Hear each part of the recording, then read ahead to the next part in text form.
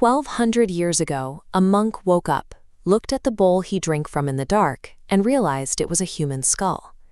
In 7th century Korea, the Silla kingdom was defined by civil war and a fractured Buddhist establishment.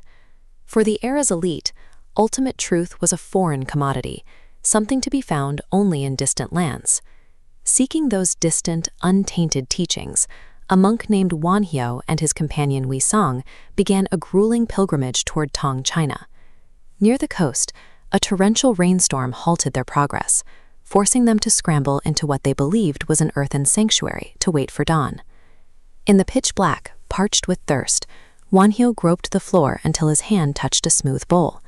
He lifted it and drank deeply, swallowing cool, sweet water. He bowed in the dark, overwhelmed with gratitude for the shelter and the water, and fell into a heavy, peaceful sleep. Morning light revealed their true surroundings. They hadn't spent the night in a shrine. They were inside an ancient, ruined tomb. Beside Wonhyo lay the vessel he had used the night before, the shattered top of a human skull. The sweet water of his memory was actually stagnant rain teeming with decay and maggots. Wonhyo fell to his knees, gagging and vomiting, as his body completely rebelled against the new visual information. His body revolted, but his logic held firm. The water had not changed since the night before, only his perception had. Reality remained identical. His mind's filter had shifted. This realization formed the core of his philosophy, one mind. He saw that the boundary between the pure and the polluted existed only as a construction of human consciousness. Because Wonhyo realized truth was an internal reality rather than a geographical one, he abandoned the trip to China and returned to Silla alone. He found he no longer fit into the rigid, orthodox life of the temples. The isolation of the high clergy seemed increasingly disconnected from the insight he had found in the tomb.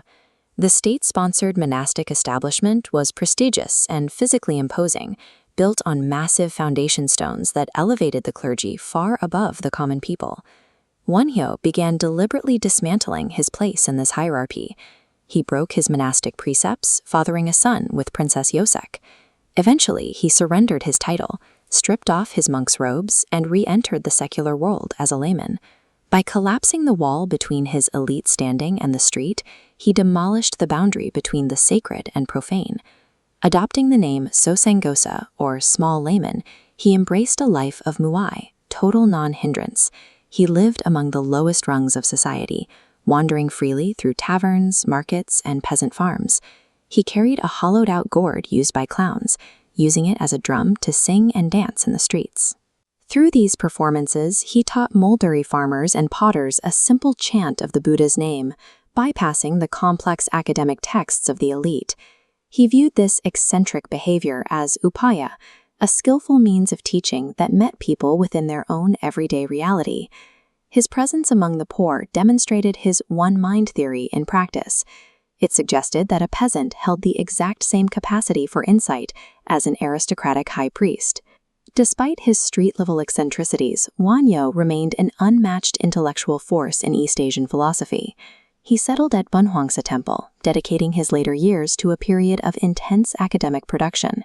He authored over 80 treatises across 200 fascicles, analyzing every major Buddhist school known to the peninsula. He worked during an era of fierce sectarianism. Different schools fought over contradictory doctrines, each claiming their text was the only path to truth. Wonhyo proposed a philosophical cure called huajing, or the harmonizing of disputes. He proved that seemingly contradictory doctrines were actually different facets of the same core reality. Instead of picking a side, he elevated the framework of the debate, showing that all conflicting ideas could fit into a single, unified system. Wonhyo's influence shifted East Asian Buddhism from a rigid academic argument into an inclusive living practice. This entire philosophical shift began in a dark tomb with a skull and a drink of sweet water. Wonhyo redefined enlightenment as a state independent of physical distance or geographical travel. He demonstrated that profound wisdom can thrive within the chaos of the secular world, rather than requiring isolation in a sterile sanctuary. His legacy rests on the insight that awakening is the recognition of the mind we already possess, exactly where we currently stand.